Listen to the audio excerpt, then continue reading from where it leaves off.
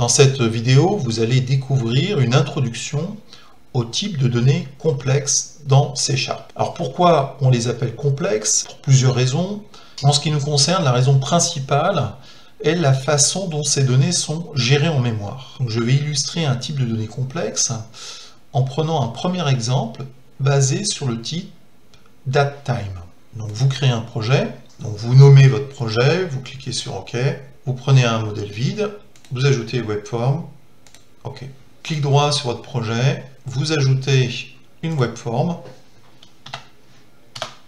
vous basculez en mode design et vous allez déposer 4 contrôles serveurs qui sont uniquement des contrôles labels. Alors, je vais mettre un titre quand même, 2 fois entrée, et je dépose un premier label, deuxième label, 2 fois entrée, vous modifiez l'ID de chacun de ces labels,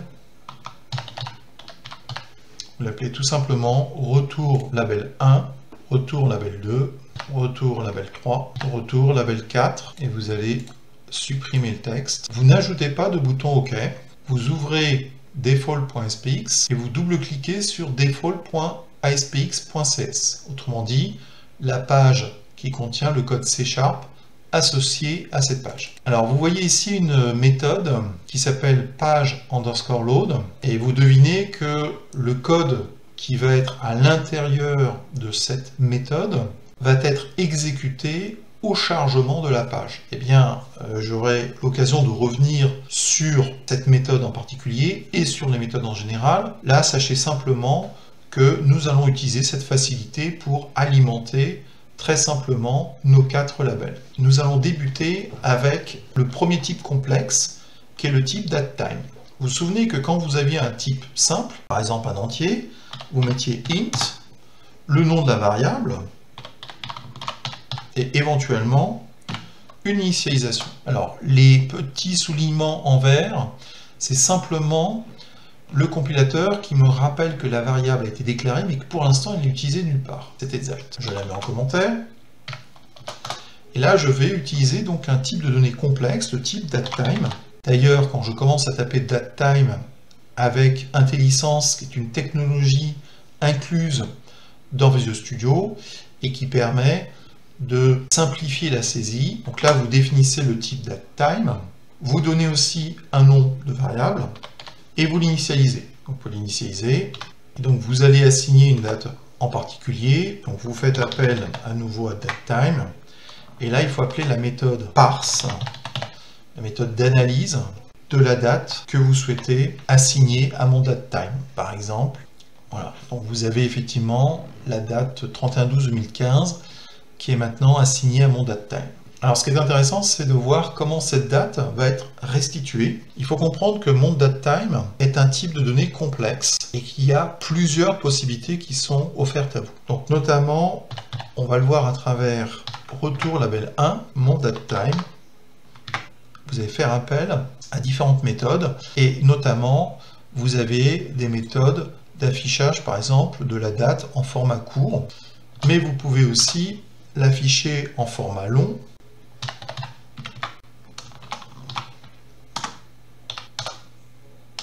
ainsi que d'autres formats. Donc on va déjà voir le résultat, qu'est-ce que donne cet affichage. Donc là ici il suffit de lancer Internet Explorer, et là vous voyez les deux formats. Donc ici c'est le format court, et ici c'est le format long. Donc on voit bien que la date est vraiment analysée comme une date, et qu'elle est traitée comme une date. Donc il existe la possibilité d'ajouter ou de soustraire des jours à la date en question, et vous pouvez le faire directement dans le contrôle retour label concerné, égal, vous appelez toujours mon datetime, et cette fois-ci vous allez ajouter, donc vous faites appel à la méthode add days, et vous indiquez que vous rajoutez par exemple 7 jours, et vous allez bien sûr convertir le résultat de cette addition dans un format qui va être acceptable par le label. Donc, vous prenez par exemple à nouveau le short datstring et vous refaites l'opération pour le dernier label. Ça marche aussi. Donc vous lancez Internet Explorer.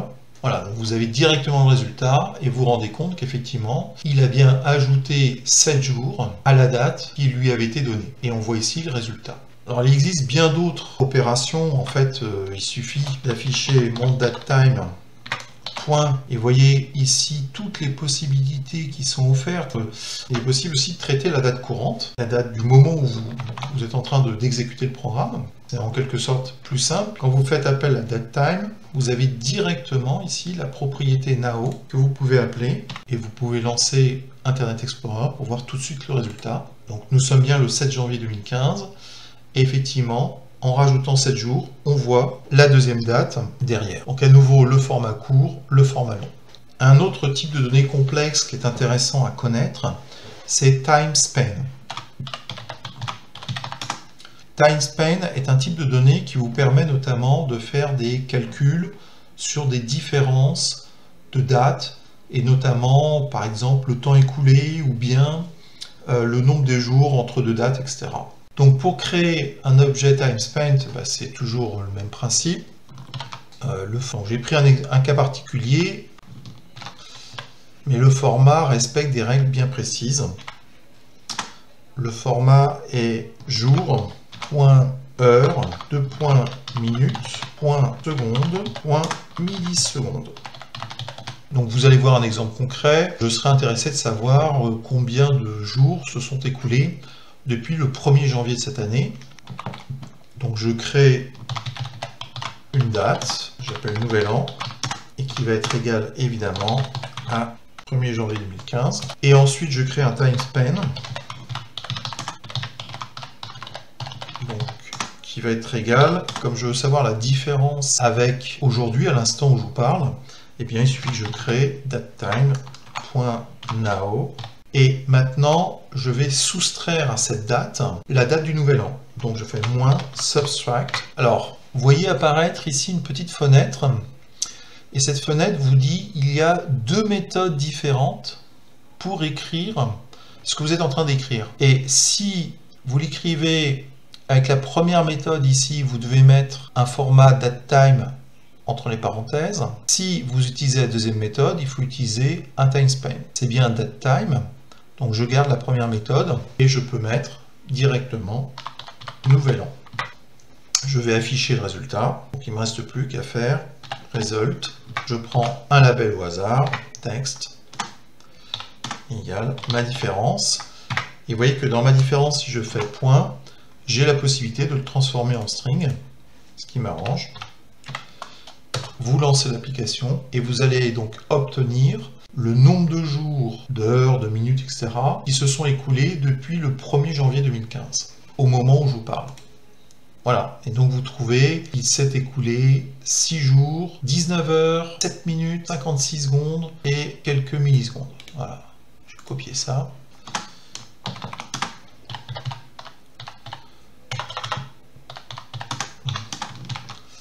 Voilà, ça vous donne effectivement la différence entre les deux.